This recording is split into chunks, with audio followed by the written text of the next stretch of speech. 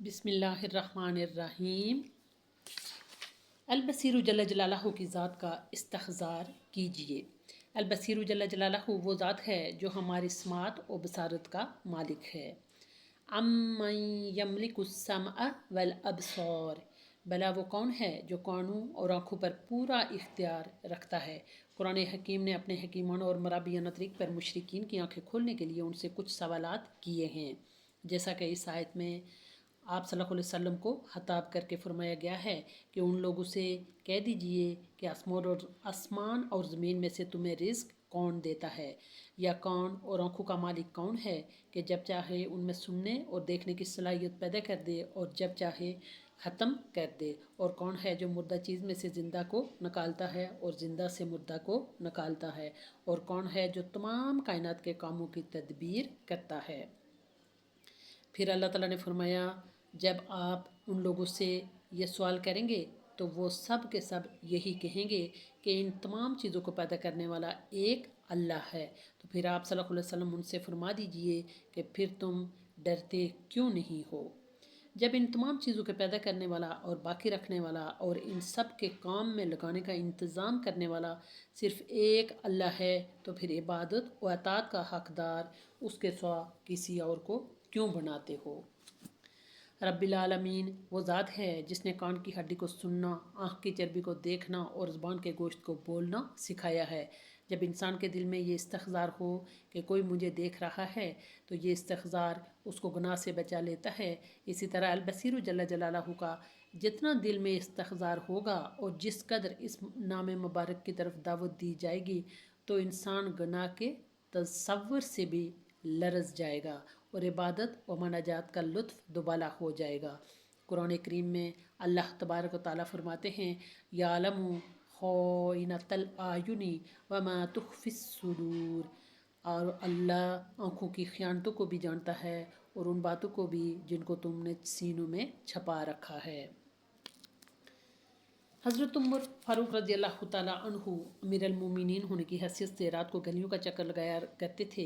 एक रात वो गली में चक्कर लगा रहे थे। एक घर से एक बूढ़ी माँ अपनी बेटी से बातें कर रही थी तो हज़रत उमर रज़ी अल्लाह तआला अन्हु ने गौर किया तो सुना कि वो बुढ़िया अपनी बेटी से पूछ रही थी कि क्या बकरी ने दूध दे दिया है।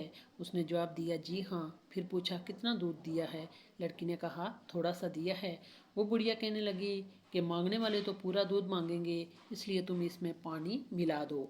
उसने कहा, अमीरुल मोमिनीन ने पानी मिलाने से मना किया है, इसलिए मैं नहीं मिलाती। वो बुढ़िया कहने लगी, कौन सा अमीरुल मोमिनीन हमें देख रहे हैं। लड़की ने कहा, माँ, अगर अमीरुल मोमिनीन नहीं देख रहे तो अमीरुल मोमिनीन का परवरदिगार तो देख रहा है। हज़रत उमर फ़ारूक रज़ी अल्लाह तआला अन्हु ने उनका ये मकालमा सुना और घर आए। आप रज़ी अल्लाह तआला अन्हु ने सुबह उस बुढ़िया को बुलवाया और उसकी लड़की को भी। इसके बाद आप रज़ी अल्लाह तआला अन्हु ने उस लड़की को तकवा की बुनियाद पर अपनी बहू के तौर पर पसंद फरमा लिया। ये वही लड़की थी जिनकी नस्ल में हज़रत उमर बिन अब्दुल अज़ीज़ रहमतुल्लाह ताला पैदा हुए। तारीख़ की किताबों में उनके मुतल्लिक़ देखिएगा। ये ईमान होता है जिसकी तासीर अल्लाह ताला औलादों और नस्लों में चला देते हैं।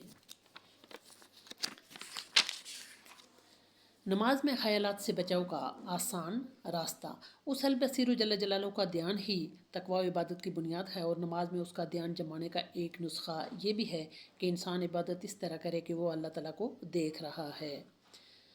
हदीस पाक में है, तुम अल्लाह ताला की इस तरह इबादत करो गोया तुम अल्लाह ताला को देख रहे हो। अगर अल्लाह ताला को तुम नहीं देख सकते तो यानी अगर तुम ये ध्यान नहीं जमा सकते नमाज में तो कम अज़ कम ये ध्यान तो रखो कि अल्लाह ताला तुम्हें देख रहा है।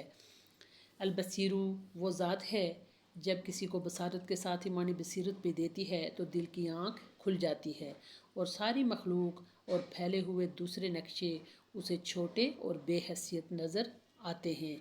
नेक कामों में कामयाबी और गुनाहों में नुकसान नज़र आता है। जब दिल ईमानी बसीरत से माला माल हो जाता है तो अल्लाह अकबर कहने वो सुनने में अल्लाह ताला के बहुत बड़े होने का वो इस्तख़ज़ार होता है जो पहले ना था। फिर मखलूक की नफ़ी और ख़ुद अपनी नफ़ी के ध्यान के साथ मौलाए कायनात की बड़ाई का ध्यान जमता है। نمازوں اور ذکر اذکار میں اللہ تعالیٰ کی بڑائی کا وجدان نصیب ہوتا ہے۔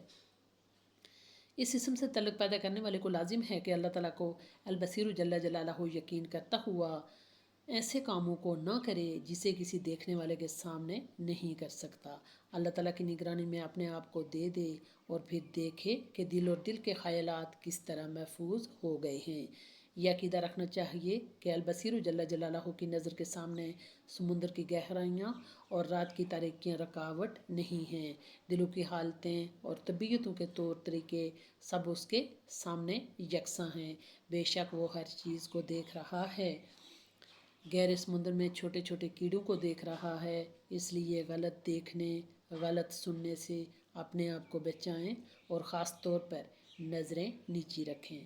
اللہ تعالیٰ کا ارشاد پاک ہے، علم یعلم بأن اللہ یرا، کیا اسے یہ معلوم نہیں ہے کہ اللہ تعالیٰ اسے خوب دیکھ رہا ہے۔ ہر کام کو سر انجام دیتے وقت اس آیت کا استحضار کرنا چاہیے کہ یقیناً مجھے اللہ تعالیٰ ہر وقت، ہر جگہ اور ہر حالت میں دیکھ رہے ہیں اور خوب اچھی طرح دیکھ رہے ہیں۔ کوئی بھی چیز اس اللہ سے چھپی ہوئی نہیں ہے۔ اس تصور سے انشاءاللہ تعالیٰ بہت فائدہ ہوگا۔